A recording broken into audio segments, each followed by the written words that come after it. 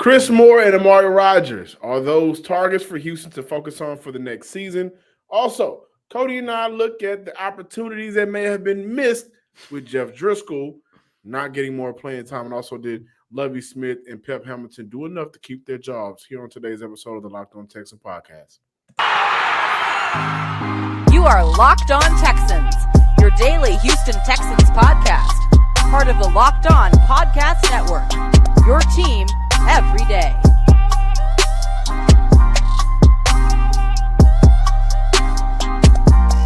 Welcome, everybody, to a Tuesday episode of the Locked On Texans podcast, a part of the Locked On Podcast Network, your team every day. Today's episode of the Locked On Texans podcast is sponsored by Simply Safe Home Security. With Fast Protect technology exclusively from Simply Safe, along with 24/7 monitoring agents that capture evidence to accurately verify if a threat for faster response is real, there's no safe like Simply Safe. Visit simplysafe.com/LockedOnNFL to learn more. I'm John Hickman. Cody Davis here to discuss the Houston Texans a couple of days after their hard-fought loss against the Dallas Cowboys. Listen, I do want to say a couple of things, man. When we look at this team on from the performance that they gave on Sunday, a couple of things that I think needs to be pointed out. O.J. Howard, Brevin Jordan, Jordan Akins, and Tegan Quintoriano was all featured in Sunday's game against the Dallas Cowboys. So I think that did give Houston an opportunity to kind of scheme a little bit differently, also considering that was the game where they busted out the Jeff Driskel package more than what we saw, which we'll get into. Also, newcomer, Stalwart, played in 28% of the snaps. Defensive tackle T. Stalwart played in 28% of the snaps. Garrett Wallow did not, again, this is like on the second or third time, didn't get any defensive snaps. So I wonder what's going on with that situation. Also, four running backs for Houston. When we look at Dameon Pierce, who played in 55% of the snaps for Houston. Dare Ogunbowale played in 27% of the snaps for Houston. Eno Benjamin played in 12% of the snaps for Houston. And Rex Burkhead only played in 5 snaps, which totaled out to 8% of the snaps, but may have been in one of the most crucial snaps for Houston out of that 5. Cody, we got to talk about whether or not they missed an opportunity to feature Jeff Driskel more throughout the season.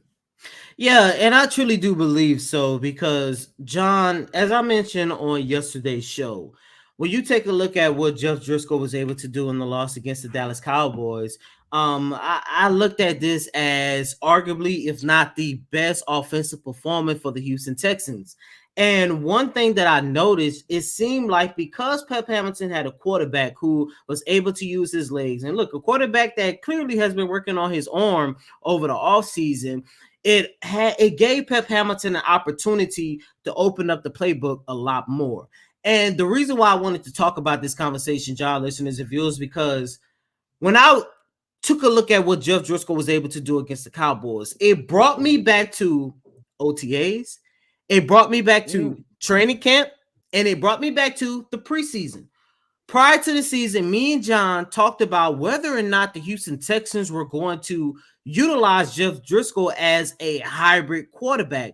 And before moving on, I want you guys just to listen to what Pep Hamilton had to say. This exchange that I had with Hamilton took place on a Tuesday, August 16th, during the middle of training camp, 2 days after their preseason victory against the New Orleans Saints. Well, I think Jeff is more than a hybrid quarterback. I think Jeff has shown, even in that last drive, that he can play from the pocket. He can make all the throws from the pocket. And he has the poise and the savvy to lead us to, a win regardless of the circumstances, regardless of the fact that it was preseason. He just showed a lot of good attributes that you look for in your quarterbacks. I apologize. I don't know if you guys were able to hear me when I had an opportunity to ask Pep Hamilton, but I did ask him, whether or not they were going to utilize Jeff Driskel this upcoming season as a hybrid quarterback. Like I just mentioned, it saw a lot throughout OTAs, throughout training camp, and throughout the preseason as well. And John, the one thing that I couldn't help but think to myself, I truly do believe that because they had Jeff Driskel as a practice squad member throughout the entire 2022 campaign, with the exception of 2 games prior to Sunday. I believe that was a missed opportunity. And I want to clarify something. I'm not looking at this from a standpoint that Jeff Driskel was going to help this team win somewhere in the ballpark between 5 and 7 games, like a lot of us, including myself, thought the Houston Texans were going to win this year. But when you take a look at the number of times where the Texans just did not look competitive, a lot of times where this team just did not look watchable, I truly do believe that if they would have utilized Jeff Driskel a little bit more throughout the season, that I think it might have came with an opportunity for the Texans to win 1, maybe 2 more games. But at the end of the day, the Texans offense would have looked a lot better versus what we have seen ever since week 3 of this season, when the Texans decided to place Jeff Driskel on a practice squad roster. By the way, I hate when players or coaches describe quarterbacks and use the word poise. And so whoever knows me is, and he's a pro. but poise is just, when you hear this, you know who I'm talking to.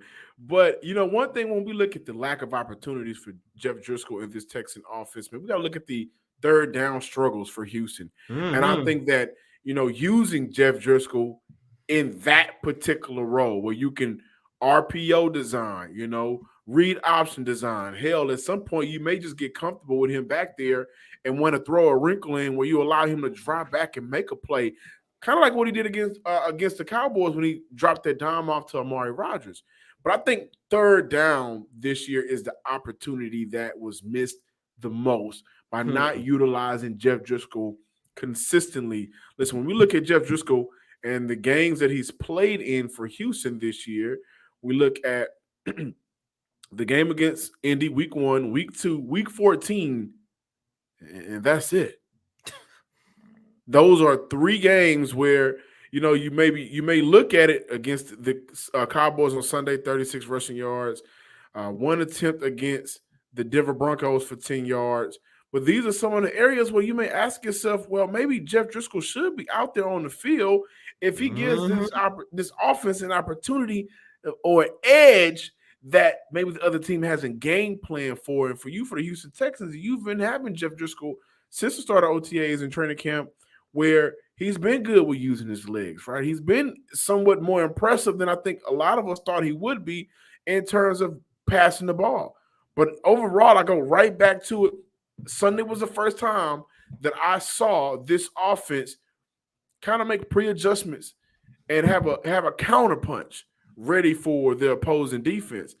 And again, we look at the entirety of this season, man, I can only help but wonder what could Jeff Driskel could have did for the Houston Texans against the Browns, against the Eagles. At one point was a winnable game for Houston. Against the Chicago Bears, there were moments for Houston that was winnable, but a lot of those drives could not be sustained on third down. And I look directly at Jeff Driskel and say, man, if you were just a wrinkle in an offense that was not prepared for, maybe going 2 of 9 on third downs, could have possibly been 4 of 9, right? So, those are my thoughts with Jeff Driskel not getting the opportunities. No, I'm not calling him this, super hybrid. I'm not doing any of that. But with a team that doesn't have the offensive talent that you would have liked, anything could help. And I think Jeff Driskel may have been able to help throughout the year. Before we talk about whether or not Houston should invest into Chris Moore and Amari Rodgers for next season, wanted to let you guys know about our friends over at betonline.net, who continue to remain your number one source for sports betting information, stats, news, and analysis.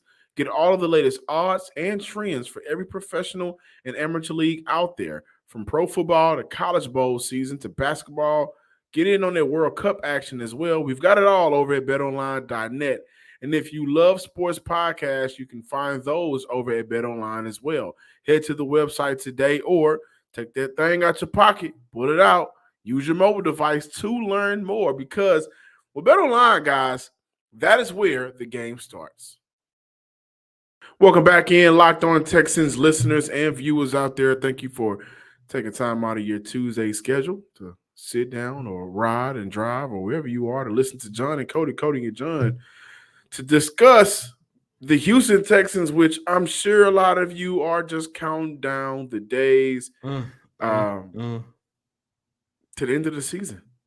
So a lot of y'all are embracing the tank now. I'm starting to see it more and more.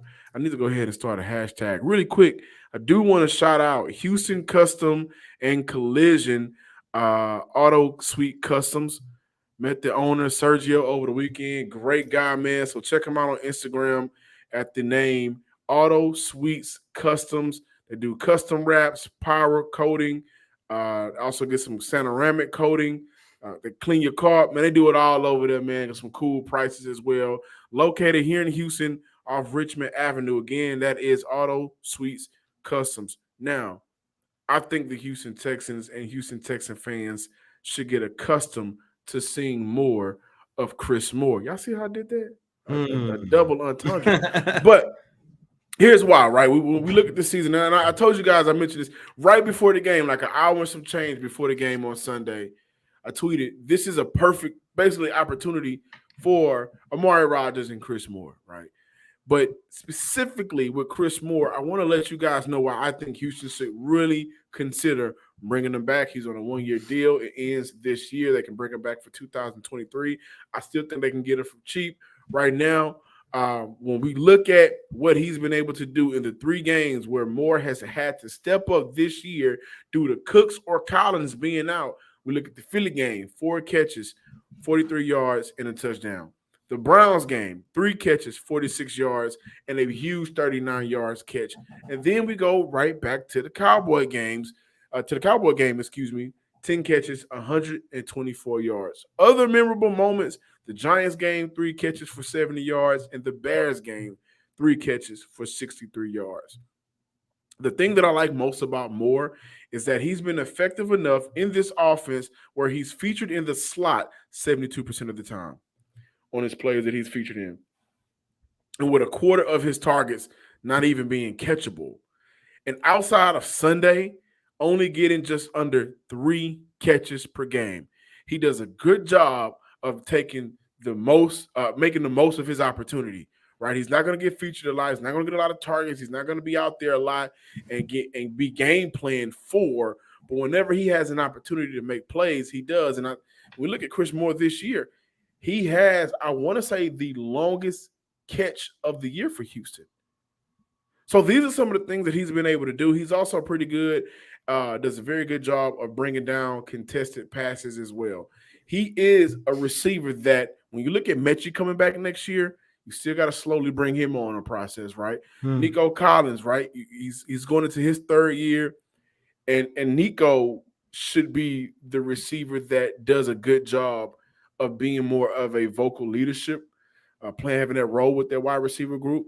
But when you look at Moore, a vet that's been in the league for some time now, and I'm sure Houston will address the wide receiver position some more, whether that be in free agency or the draft, why not have somebody that at the very least you can hold him accountable to make a play here and there? He does not need a lot of opportunities to do that, but when he is on the field and those opportunities does come his way, well, you can probably trust him to make a play or two. I 100% support the idea of the Texans bringing back Chris Moore. John, you just alluded to what he did this year, but when I go back and take a look what he was able to do last year for the Houston Texans, I can make an argument that over the last 2 seasons, he has been this team's 3rd best receiver, probably 2nd best, given the fact that Nico Collins has been dealing with injuries throughout the first 2 years of his career. And the one thing that I love about Chris Moore, John, as you alluded to, every time he needed to step up when Nico Collins is down, when Brandon Cooks is down, he did it. You go back to the breakout performance of last year's game when he had 105 receiving yards on 5 catches and a touchdown in the loss against the New England Patriots. Part of the reason why the Patriots and Davis Mills, because I think that's the game that really started the Davis Mills fan base, he played a major role in that. And John, another thing that I like about Chris Moore, it doesn't matter whether or not Nico Collins and Brandon Cooks are on the field or off the field. Even when both of those guys are playing for the Texans, he is still going to go out there and produce. I love the fact of the Houston Texans bringing in Chris Moore, especially considering where if you 9 times out of 10 draft a quarterback, you want to make sure that you put your new quarterback in, let's say, a decent situation. I know you talked a lot about whether or not this wide receiving core was good or not. Losing Chris Moore will hurt the Houston Texans more so than keeping him. Now, for Amari Rodgers, John. Big game on Sunday. Big game, Good, man. good game. And I want to say that, your head coach, Lovie Smith, he talked about Amari Rodgers, and he said, sometimes all we need is a second chance. He's been a pro about everything. He's smart. He's bright. He's got ability. Now, his number was called. He stepped up to the plate, looked comfortable, got it for cheap. Why not? I get all that. I'm not taking nothing away from Amari Rodgers. But I think it's way too early for us to start talking about whether or not the Texans should keep Rodgers. That's just me, because it's a small sample size, and he caught his first touchdown on Sunday. Great moment. I'm not taking first of his career. Yeah, that's what I'm saying. First touchdown of his career. This is a man who has been in the league for 3 years. But how in the hell can you play 26 games with Aaron Rodgers and your first touchdown pass come due to the likes of Jeff Driskel? Well, and then when he was in Green Bay, he had a reputation of dropping balls.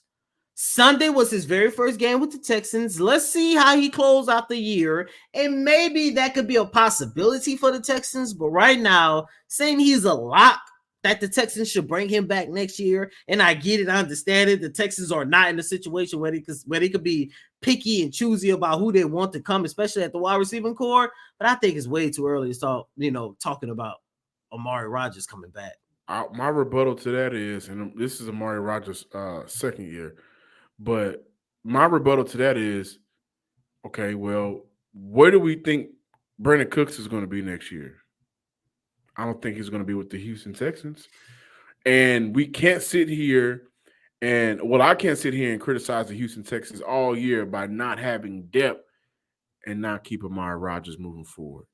At the very least, you will have depth at that position, right? Even if you keep Chris Moore, even if you keep Amari Rodgers, even if you continue to keep Nico Collins, John Mechie is coming back. That's only 4 receivers right there.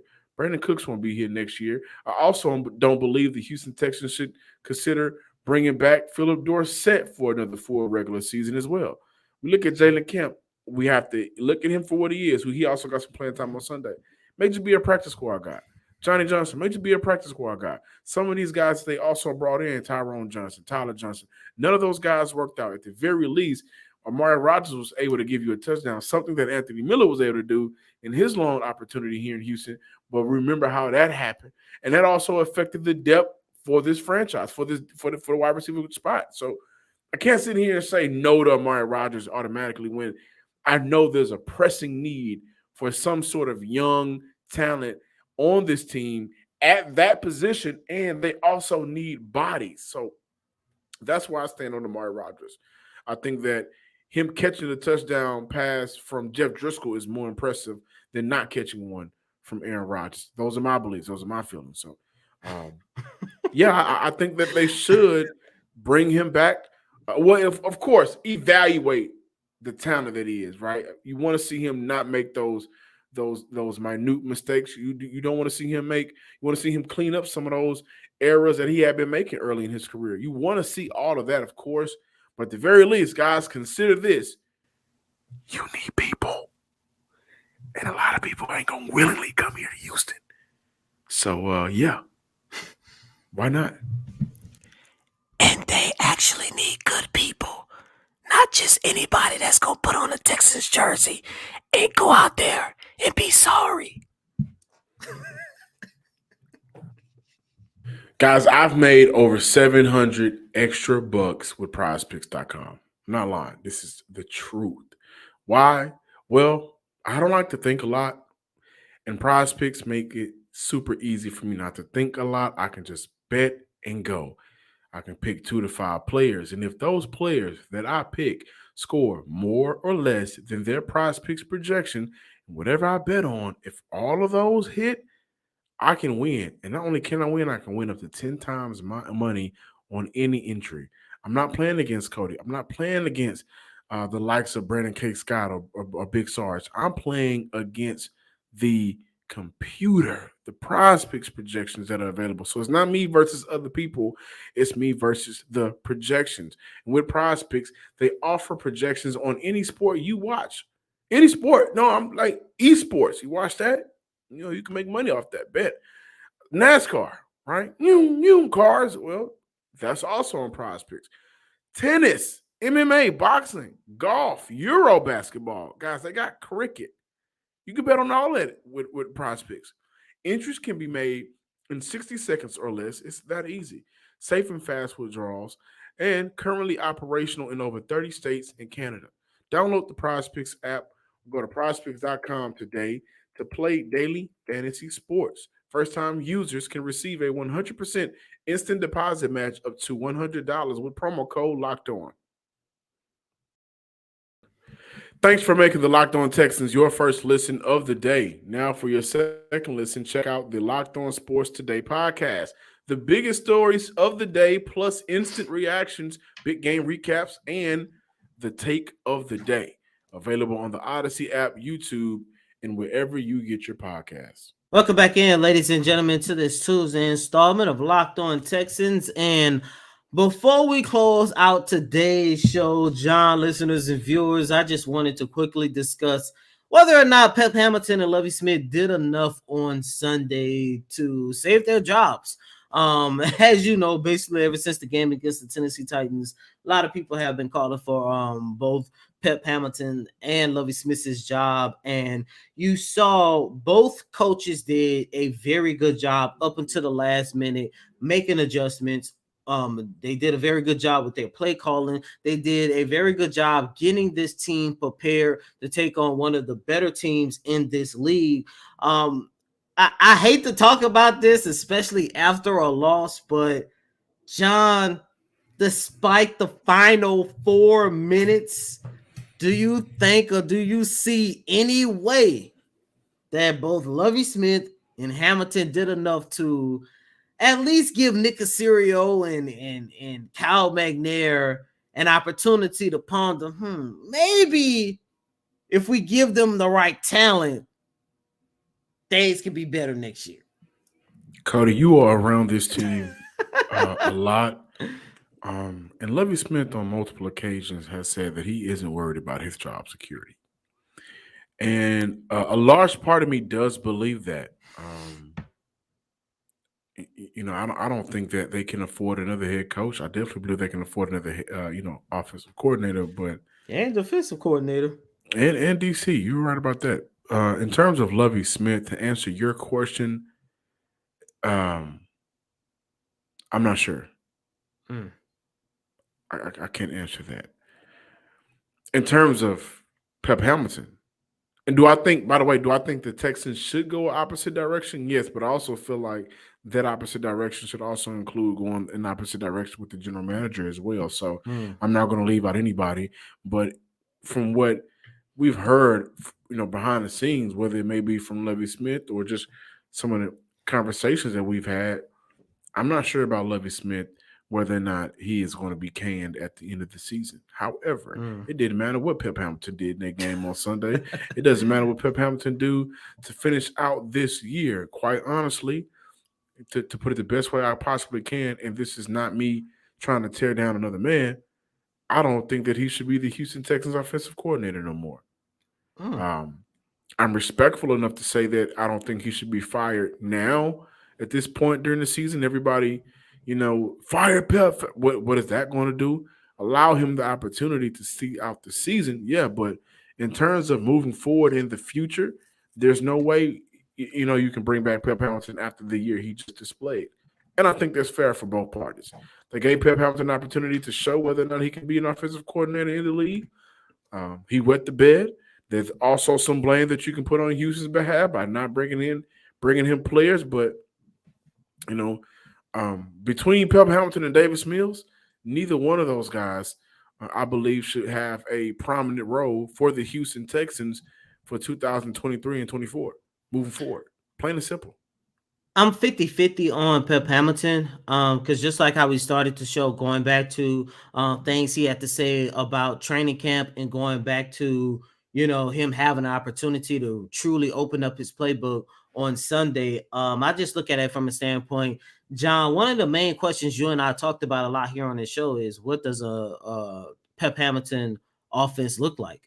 And here we are entering week 14 of the 2022 campaign, and we still don't know. Like we still don't know how good or how bad Hamilton can be. And I like, think we like do. and think like we I do. mentioned, I think it's truly hard to believe or hard to truly criticize Hamilton only due to the fact that he didn't have the quarterback and he just didn't have no talent outside of Damian Pierce and your offensive tackles on the offensive line on the offensive side of on the offensive line, excuse me. But that's just how the way I look at things. Yeah, As for Lovey I Smith, think we've had an opportunity to see what his offense is. He's going to play his tight ends. He's going to get his tight ends involved as much as he can, even when it's forced. Maybe a lot of shorter routes to get the offensive game plan going, that scheme going. And then you want to lean heavy on your running back. I think that is his offense, and I think that his offense, when we look at this team offensively through the 13, 14 weeks now, it screams. It really does scream to me AARP discount.